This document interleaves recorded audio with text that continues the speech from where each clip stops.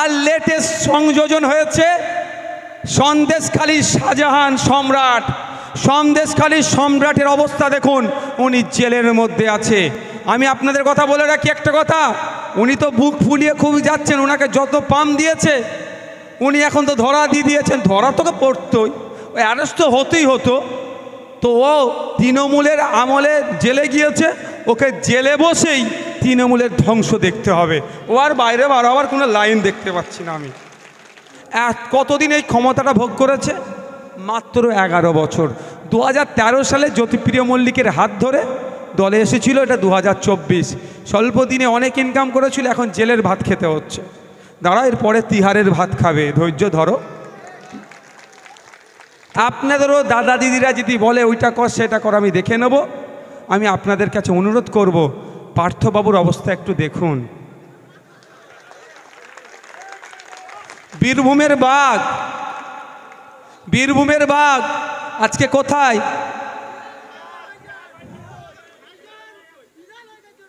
বিড়াল অনেক ভালো গো, বিড়াল অনেক ভালো, কুকুর আরো ভালো, প্রভু ভক্ত ওরা। আপনার বাড়ির সামনে একটা কুকুরকে প্রতিনিয়ত খাবার দেবেন, সারা রাত আপনাকে পাহারা দেবে। এদের সাথে কোনো পশুর তুলনা করা যাবে না, পশুর থেকেও নিকৃষ্ট। কারণ সন্দেশখালী দেখিয়েছে আমার মা বোনের ওপরে কি অত্যাচার করেছে রাতের অন্ধকারে। এরা এরা পশুর থেকেও নিকৃষ্ট। আর এদের হয়ে যারা কথা বলে তাদেরকে আমরা ভোটের মাধ্যমে পরাস্ত করব। বলছিল না শাহজাহান নাকি ওখানে ছিল না? কে বলছিল না? জনগণের স্বতঃস্ফূর্তভাবে ইডির বিরুদ্ধে জনরোষ, আর শাহজাহান সাহেবই কবুল করেছেন কোর্টে। পুলিশ বলল শাহজাহান সাহেবই নাকি ওই মারার জন্য নিদান দিয়েছিল। এখন এরা কোথায় যাবে, কোথায় মুখ লুকোবে? যাক, যে কথা বলছিলাম ফিরে আসি। একটু দেখুন, আমি তৃণমূলী ভাইদের বলবো, মাইকের আওয়াজ হচ্ছে, শুনতে পেলে ভালো, নালে মিডিয়ার মাধ্যমে শুনে নেবেন। মনোব্রত বাবুর দেখুন অবস্থা, দেখুন বকটিয়ের অবস্থা, দেখুন পার্থবাবুর অবস্থা, দেখুন জ্যোতিপ্রিয়বাবুর অবস্থা দেখুন। আর লেটেস্ট সংযোজন হয়েছে সন্দেশখালীর শাহজাহান সম্রাট। সন্দেশখালীর সম্রাটের অবস্থা দেখুন, উনি জেলের মধ্যে আছে। যেটা বলছিলাম, তৃণমূলের বন্ধুদের বলবো, কোনো দাদা দিদি বলে দিল, এই কী সব নাম বলছিল বিশ্বজিৎ দা, তা বলে দিল যে মেরে দিয়ে চলে আসলেন, একটু সতর্ক থাকবেন। আমি বলে যাচ্ছি আপনাদের কাছে, মিথ্যা কেস দিচ্ছে আমাদের ছেলেদের নামে, অনেককে মারধর করছে। আমি কিন্তু ছেলে দেওয়ার ছেলে নয়, এটা মাথায় রাখবেন। আমি ছাড়বো না। আমি মারের বদলা মারে নয়, মিথ্যা কেসের বদলা মিথ্যা কেসে নয়। কিন্তু জানিয়ে রাখছি, একটুখানি জেনে রাখুন আপনারা, আপনাদের নতুন এলাকা একটু জানিয়ে দিয়ে যাই।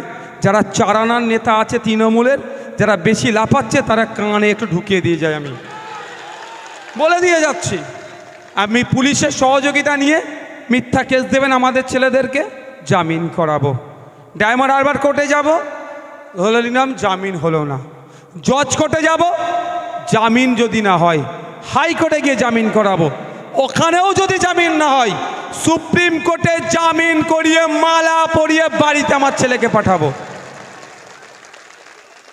আপনাদের বলে রাখি, ভয় পাবেন না।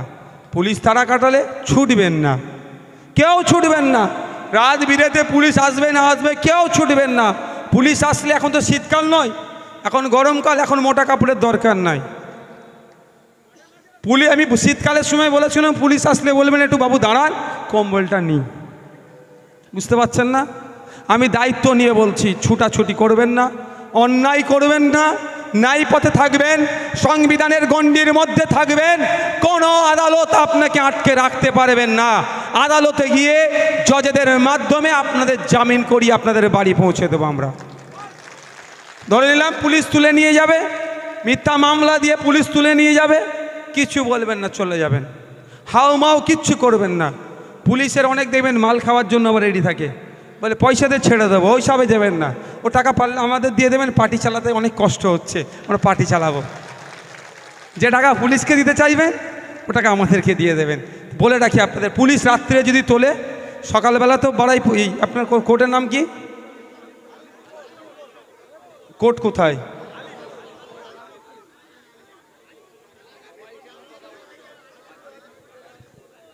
আপনাদের কোর্ট কোথায়?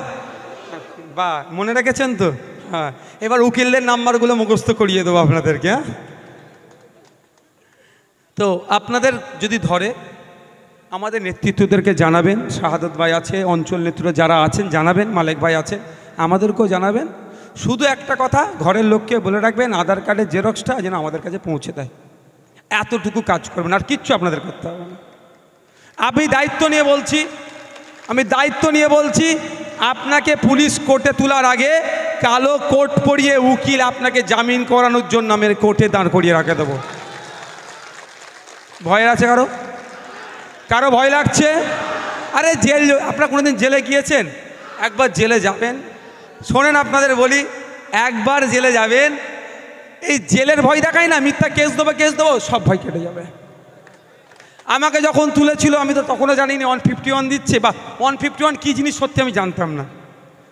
আমি এবার আমাকে নিয়ে যে রেখেছে, আমি একটা অফিসারকে বলছি, ও স্যার, বলছে কি আজ কদিন রাখবে? 8-10 দিন, না তার আগে ছেড়ে দেবে? আমাদের ফুরপুরা হিসেবে একটা জলসা আছে তো, তার আগে ছেড়ে দেবে তো? বুঝতে পারছেন না? ভয়, আমি তো একবার জেল খেটে নিয়েছি। শুধু ফোনটা থাকবে না, বাকি ওখানে গেলে অনেক ধরনের মানুষের সাথে মিশতে পারবেন, রাজনৈতিক জ্ঞান অনেক হয়ে যাবে। বুঝতে পেরেছেন? আমার তো মনে হয় দক্ষ রাজনীতিবিদ হতে গেলে একবার জেল খাটা দরকার। তো যেটা বলছিলাম, আমাদের ছেলেদের যেন আমি যদি মিথ্যা কেস দেয়, আমি জামিন করিয়ে নিয়ে আসবো। আমরা আইএসএফ তাদেরকে জামিন করিয়ে নিয়ে আসবে। মিথ্যা কেস কতদিন টিকবে? 2 বছর 4 বছর, তারপরে ডিগ্রি পেয়ে যাবে, অর্থাৎ কেস ডিসমিস হয়ে যাবে। আমরা কি ছেড়ে দেবো নাকি? তারপরে বলেছি 5 টাকার পেনের খোঁচা দেব। আমরা দেখব আমার এই ভাইটার নামে কে মিথ্যা কেস দিয়েছে। সে যদি মিথ্যা, আমি এই জামিন করিয়ে নিয়ে এর কেসকে ডিসমিস করানোর পরে মানহানি মামলা করব, ছাড়বো না, মানহানি মামলা করব আমার এই ভাইয়ের নামে যে মিথ্যা কেস দেবে। এবার যে কেসটা দিয়েছিল দেখব, মানহানি মামলা 2 রকমের হয়, একটা হচ্ছে আর্থিক ক্ষতিপূরণ, আর একটা হচ্ছে জেল জরিমানা, জেল। দেখব যদি অর্থশীল হয়, বিত্তশীল হয়, ও ব্যাটাকে জেলের দেবো, ক্রিমিনাল দেবো। আর ওর যদি দেখি টাকা কম আছে, গরিব মানুষ, ওই দাদা দিদিদের কথাই হই হই করছিল, ওর আর্থিক জরিমানাকে ওকে দেব। যে গরিব হবে তার জন্য টাকার ফাইন হবে, আর যে বড় লোক হবে তার জন্য জেল খাটাবো। ছাড়বো না ভাই।